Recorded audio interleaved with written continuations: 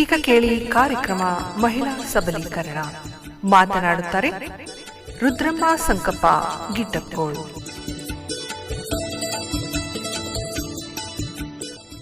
ಯತ್ರ ನಾರೆಸ್ತು ಪೂಜ್ಯಂತೆ ರಮಂತೆ ತತ್ರ ದೇವತಃ ಎಂದರೆ ಎಲ್ಲಿ ಸ್ತ್ರೀಯರನ್ನು ಪೂಜಿಸಲಾಗುತ್ತದೆಯೋ ಅಲ್ಲಿ ದೇವತೆಗಳು ನೆಲೆಸುತ್ತಾರೆ ಎಂದರ್ಥ. ಮನೆಯಲ್ಲಿ ಸ್ತ್ರೀಯರನ್ನು ಗೌರವಿಸುವುದರ ಮಹತ್ವವನ್ನು ಈ ಶ್ಲೋಕವು ಒತ್ತಿ ಹೇಳುತ್ತದೆ. ಆದರೂ ಸಹ ಪ್ರತಿಯೊಂದು ಮನೆಯಲ್ಲಿ ಒಂದು ಹೆಣ್ಣು ಮಗಳು ಹೆರಿಗೆಗೆಂದು ತವರಿಗೆ ಹೋದಾಗ, ಅಲ್ಲಿ ಹೆರಿಗೆಯಾದಾಗ ಎಲ್ಲರೂ ಮೊದಲು ಕೇಳುವ ಪ್ರಶ್ನೆ ಮಗು ಹೆಣ್ಣು ಗಂಡು? ಆ ಪ್ರಶ್ನೆಗೆ ಉತ್ತರವೇನು? ಹೆಣ್ಣು ಹುಟ್ಟಿದರೆ ಪೀಡೆ ಹುಟ್ಟಿತು ಎನ್ನುವರು, ಗಂಡು ಹುಟ್ಟಿದರೆ ಪೇಡೆ ಹಂಚುವರು. ಹೆಣ್ಣು ಹುಟ್ಟಲು ಹೊರೆ ಎನ್ನುವರು, ಗಂಡು ಹುಟ್ಟಲು ದೊರೆ ಬಂದ ಎನ್ನುವರು. ಹೆಣ್ಣು ಹುಟ್ಟಲು ಹುಣ್ಣು ಹುಟ್ಟಿತು ಎನ್ನುವರು, ಗಂಡು ಹುಟ್ಟಲು ಹೊನ್ನು ಬಂತು ಎನ್ನುವರು. ಗಂಡಸಿಗೆ ಸರಿ ಸಮಾನವಾಗಿ ದುಡಿಯುವವಳು ಹೆಣ್ಣು. ಅಂದಿನ ಕಿತ್ತೂರು ರಾಣಿ ಚೆನ್ನಮ್ಮ ಹೆಣ್ಣು, ಇಂದಿನ ದ್ರೌಪದಿ ಮುರ್ಮು ಕೂಡ ಒಂದು ಹೆಣ್ಣು. ಅಂದಿನ ಒನಕೆ ಓಬವ್ವ ಹೆಣ್ಣು, ಇಂದಿನ ಸಾಲು ಮರದ ತಿಮ್ಮಕ್ಕ ಕೂಡ ಒಂದು ಹೆಣ್ಣು. ಹೆಣ್ಣಿಲ್ಲದೆ ಗಂಡು ಬಂದಿದ್ದಾದರೂ ಎಲ್ಲಿಂದ ಎನ್ನುವ ಆಧುನಿಕ ವಚನ ಕೂಡ ಹೇಳುತ್ತೆ ಹೆಣ್ಣಿನ ಮಹಿಮೆಯನ್ನು. ಮಹಿಳಾ ಸಬಲೀಕರಣದ ಕುರಿತು 12ನೇ ಶತಮಾನದ ಬಸವಾದಿ ಶರಣರು ಕೂಡ ತಮ್ಮ ವಚನಗಳ ಮೂಲಕ ಜನಜಾಗೃತಿಯನ್ನು ಮೂಡಿಸಲು ಶ್ರಮಿಸಿರುವ ಅನೇಕ ವಚನಗಳು ನಮಗೆ ಈಗ ಸಾಕ್ಷೀಕರಿಸಿವೆ. ಅಕ್ಕ ಮಹಾದೇವಿ ಅನುಭವ ಮಂಟಪವನ್ನು ಸೇರುವ ಮೂಲಕ ಪ್ರಾರಂಭವಾಯಿತು ಈ ಮಹಿಳಾ ಸಬಲೀಕರಣದ ಮಾತು. ಮಲೆ ಮುಡಿ ಬಂದರೆ ಹೆಣ್ಣೆಂಬರು, ಗಡ್ಡ ಮೀಸೆ ಬಂದಡೆ ಗಂಡೆಂಬರು, ನಡುವೆ ಸುಳಿವಾತ್ಮವು ಹೆಣ್ಣೂ ಅಲ್ಲ ಗಂಡೂ ಅಲ್ಲ ಕಾನ ರಾಮನಾಥ. ಗಂಡು ಹೆಣ್ಣುಗಳಲ್ಲಿ ಭೌತಿಕ ಬದಲಾವಣೆಗಳಿರಬಹುದು, ಆದರೆ ಭಾವಗಳಲ್ಲಿ ಭೇದವಿಲ್ಲ. ಹೀಗಿರುವಾಗ ಗಂಡು ಹೆಣ್ಣು ಎಂಬ ಲಿಂಗ ತಾರತಮ್ಯ ಸಲ್ಲದು ಎಂದಿದ್ದಾರೆ ಜೇಡರ ದಾಸಿಮಯ್ಯನವರು. ಮಹಿಳೆಯರನ್ನು ಬಹಳ ಗೌರವದಿಂದ ಕಾಣುತ್ತಿದ್ದ ಕಾಲವದು. ಭಾರತೀಯ ಸಂಸ್ಕೃತಿಯಲ್ಲಿ ಸ್ತ್ರೀ ಪ್ರಧಾನವಾದ ಕುಟುಂಬಗಳಿದ್ದವು. ತದನಂತರ ಪುರುಷ ಪ್ರಧಾನವಾದ ವ್ಯವಸ್ಥೆಯನ್ನು ಈಗ ನಾವು ಕಾಣುತ್ತಿದ್ದೇವೆ. ಸ್ವಾತಂತ್ರ್ಯ ಪೂರ್ವದಲ್ಲಿಯೂ ಕೂಡ ನಾವು ನೋಡಿದಾಗ ಹೆಣ್ಣು ಮಕ್ಕಳು ಯಾವುದಕ್ಕೂ ಕಡಿಮೆ ಇಲ್ಲ ಎಂಬ ಉದಾಹರಣೆಗಳು ಸಾಕಷ್ಟು ನಮ್ಮ ಕಣ್ಣ ಮುಂದೆ ಇವೆ. ಕಿತ್ತೂರು ರಾಣಿ ಚೆನ್ನಮ್ಮ, ಬೆಳವಡಿ ಮಲ್ಲಮ್ಮ, ಝಾನ್ಸಿ ರಾಣಿ ಲಕ್ಷ್ಮೀಬಾಯಿ, ಅಹಲ್ಯಾಬಾಯಿ ಹೋಳ್ಕರ್ ಇನ್ನೂ ಮುಂತಾದವರನ್ನು ನೋಡಿದಾಗ ಇವರೆಲ್ಲ ರಾಜಮನೆತನದಲ್ಲಿದ್ದರೂ ಕೂಡ ಆರಾಮಾಗಿ ಜರ್ತಾರಿ ಸೀರೆ ಉಟ್ಕೊಂಡು, ಮೈ ತುಂಬ ಒಡವೆ ಹಾಕ್ಕೊಂಡು, ಕೈಯಲ್ಲಿ ಬಂಗಾರದ ಖಡ್ಗ ಹಾಕ್ಕೊಂಡು ತಮ್ಮ ಜೀವನವನ್ನು ಸಾಗಿಸಬಹುದಿತ್ತು. ಯಾವಾಗ ದೇಶದ ಪ್ರಶ್ನೆ ಬಂತು, ಪ್ರಜೆಗಳ ಕಷ್ಟ ಬಂತು, ಈ ಮಣ್ಣಿನ ಋಣವನ್ನು ತೀರಿಸುವ ಸಂದರ್ಭ ಬಂತೋ ಆಗ ಎಲ್ಲ ರಾಣಿಯರು ಕೂಡ ಕೈಯಲ್ಲಿದ್ದ ಬಂಗಾರದ ಖಡ್ಗವನ್ನು ತೆಗೆದು ಅದೇ ಕೈಯಲ್ಲಿ ಕತ್ತಿಯನ್ನು ಹಿಡಿದು ಹೋರಾಟ ಮಾಡಿದ ಅನೇಕ ಉದಾಹರಣೆಗಳು ನಮಗೆ ಈಗ ಇತಿಹಾಸದಲ್ಲಿ ಸಾಕ್ಷಿಯಾಗಿವೆ. ಇಂದಿನ ದಿನಮಾನಗಳನ್ನು ತೆಗೆದುಕೊಂಡಾಗ ಒಬ್ಬ ಆಟೋ ಚಾಲಕಿಯನ್ನು ಹಿಡಿದು ಡಾಕ್ಟರ್ ಆಗಿರ್ಬೋದು, ಇಂಜಿನಿಯರ್ ಆಗಿರ್ಬೋದು, ಲಾಯರ್ ಆಗಿರ್ಬೋದು, ಟೀಚರ್ ಆಗಿರ್ಬೋದು, ಪೈಲಟ್ ಆಗಿರ್ಬೋದು, ಗಗನಸಖಿ ಆಗಿರ್ಬೋದು, ಎಲ್ಲ ರೀತಿ ಎಲ್ಲ ರಂಗಗಳಲ್ಲಿಯೂ ಕೂಡ ಮಹಿಳೆಯರು ಇಂದು ಹಾಸುಹೊಕ್ಕಾಗಿದ್ದಾರೆ. ಪ್ರಸ್ತುತವಾಗಿ ಹೇಳಬೇಕಂದ್ರೆ ಮಹಿಳೆಯರನ್ನು ಸಂಪೂರ್ಣವಾಗಿ ಕಡೆಗಣಿಸುತ್ತಾರೆಂದು ಹೇಳುವುದಕ್ಕಾಗಲ್ಲ. ಆದರೆ ಕೆಲವೊಂದು ಕಡೆ ಕೆಲವೊಂದು ಸಂದರ್ಭಗಳಲ್ಲಿ ನೋವು ಅನುಭವಿಸುವುದನ್ನು ಈಗಲೂ ಕೂಡ ನಾವು ನೋಡುತ್ತಿದ್ದೇವೆ. ಸ್ವಾಮಿ ವಿವೇಕಾನಂದರು ಕೂಡ ಮಹಿಳೆಯರ ಬಗ್ಗೆ ಒಂದು ಕಡೆ ಬರೀತಾರೆ, the best thermometer to the progress of a nation is the treatment of its women. ಒಂದು ದೇಶದ ಪ್ರಗತಿಯ ಸಂಕೇತ ಯಾವುದು ಅಂತ ಹೇಳಿದರೆ ಆ ದೇಶ ತನ್ನ ದೇಶದ ಹೆಣ್ಣು ಮಕ್ಕಳನ್ನು ಯಾವ ರೀತಿ ನೋಡಿಕೊಳ್ಳುತ್ತಿದೆ ಎಂಬುದರ ಮೇಲೆ ಸಾಬೀತಾಗ್ತದೆ. ಆ ದೇಶದ ಗ್ರಾಸ್ ಡೆವಲಪ್ಮೆಂಟ್ ಪ್ರಾಡಕ್ಟ್ ಅತ್ಯಂತ ತೀವ್ರದಲ್ಲಿ ಏರುತ್ತದೆ. ಇನ್ನೊಂದು ಕಡೆ ಯುನೆಸ್ಕೋ ಒಂದು ಮಾತು ಹೇಳ್ತದೆ, ಸ್ತ್ರೀಯರಿಗೆ ಶಿಕ್ಷಣವನ್ನು ಕೊಟ್ಟರೆ ಆಗ ಶಿಶು ಮರಣದ ಪ್ರಮಾಣ ಸುಮಾರು 66.67% ಕಡಿಮೆಯಾಗುತ್ತದೆ ಎಂದು.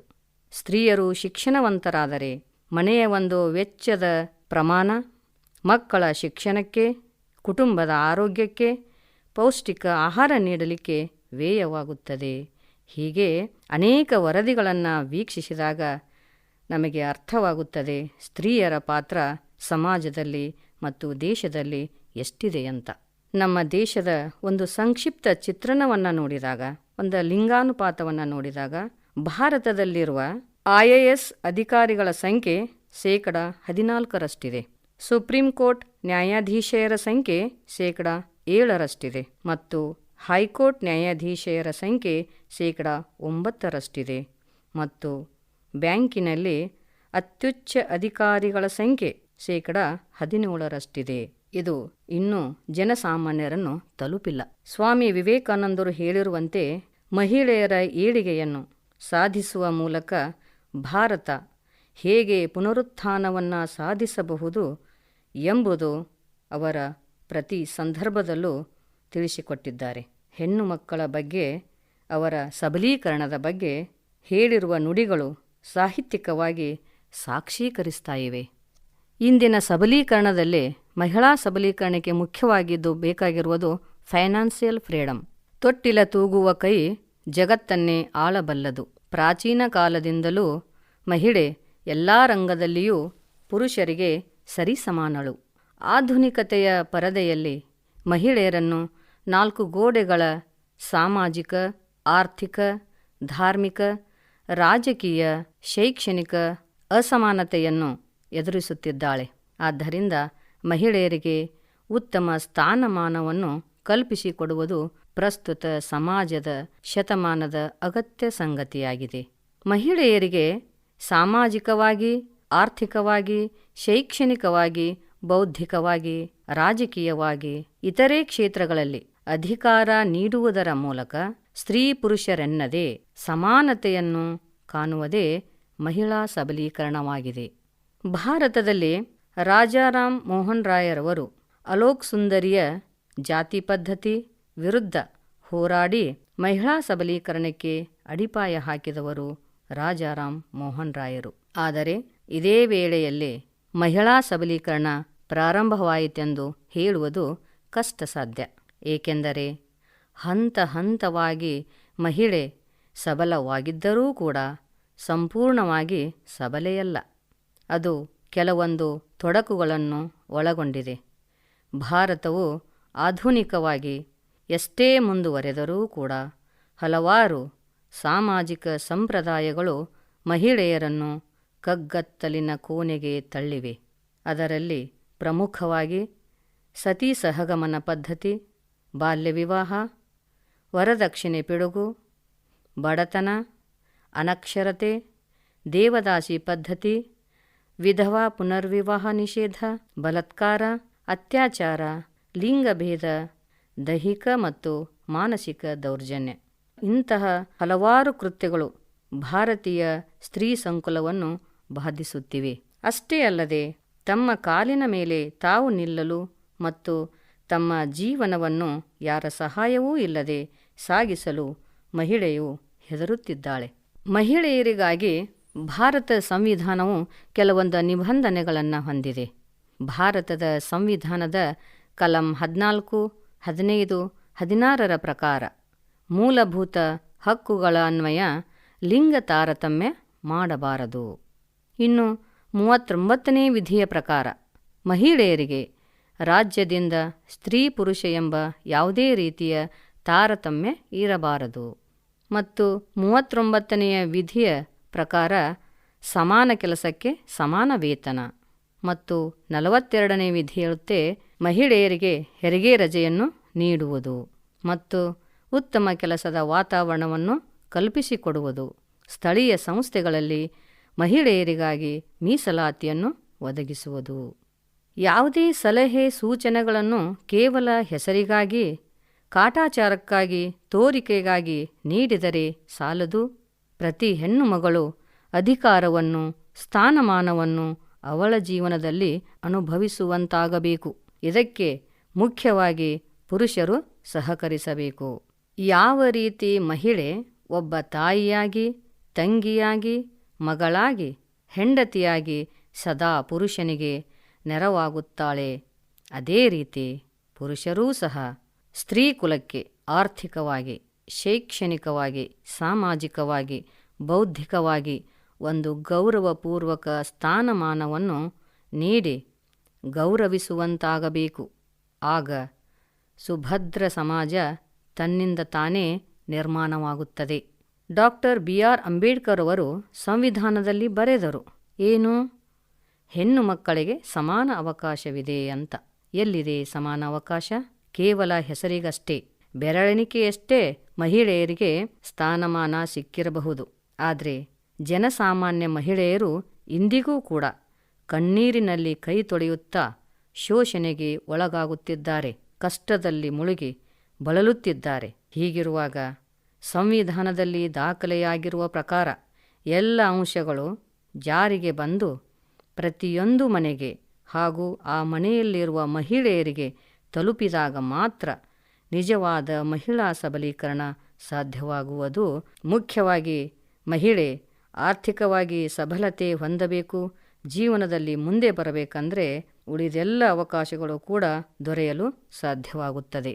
ಮಹಿಳಾ ಸಬಲೀಕರಣಕ್ಕೆ ಬೇಕಾದಂಥ ಪ್ರಮುಖ ಅಂಶಗಳು. ಆರ್ಥಿಕ ಸಬಲೀಕರಣದಲ್ಲಿ ಯಾವ ಅಂಶಗಳು? ಮಹಿಳೆಯರು ತಮ್ಮದೇ ಆದ ಆದಾಯ ಗಳಿಸಲು ಮತ್ತು ಸಂಪನ್ಮೂಲಗಳನ್ನು ನಿಯಂತ್ರಿಸಲು ಅವಕಾಶವನ್ನು ನೀಡುವುದು. ಹಾಗೂ ಇನ್ನು ಸಾಮಾಜಿಕ ಸಬಲೀಕರಣ. ಸಾಮಾಜಿಕ ಸಬಲೀಕರಣ ಅಂದರೆ ಏನು?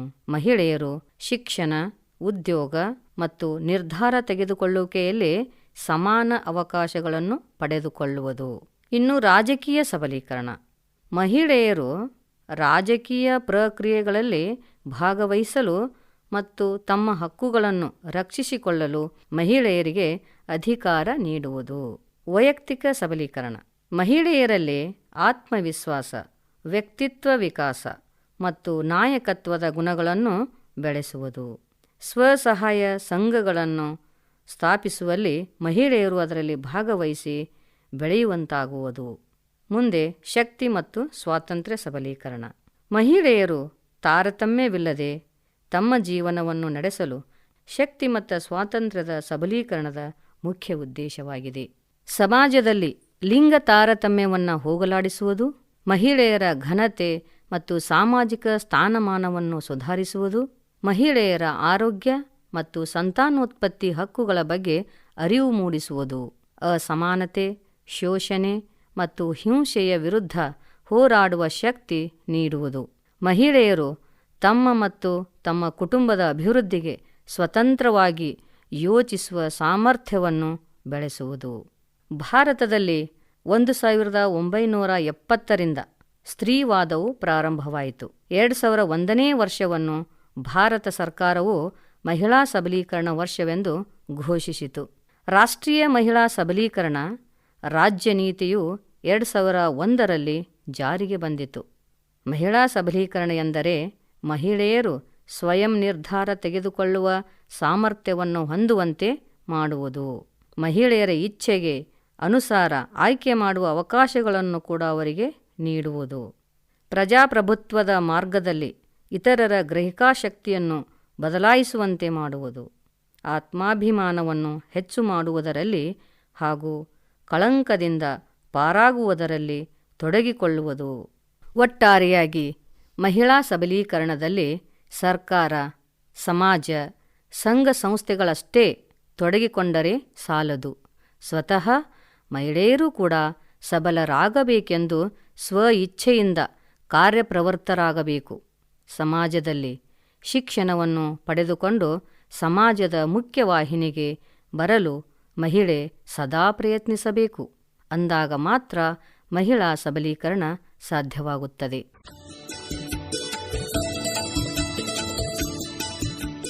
ಇದುವರೆಗೆ ಮಹಿಳಾ ಸಬಲೀಕರಣ ಕಾರ್ಯಕ್ರಮ ಕೇಳಿದಿರಿ. ಮಾತನಾಡಿದವರು ರುದ್ರಮ್ಮ ಸಂಕಪ್ಪ ಗಿಟ್ಟಕ್ಕೋಳ್.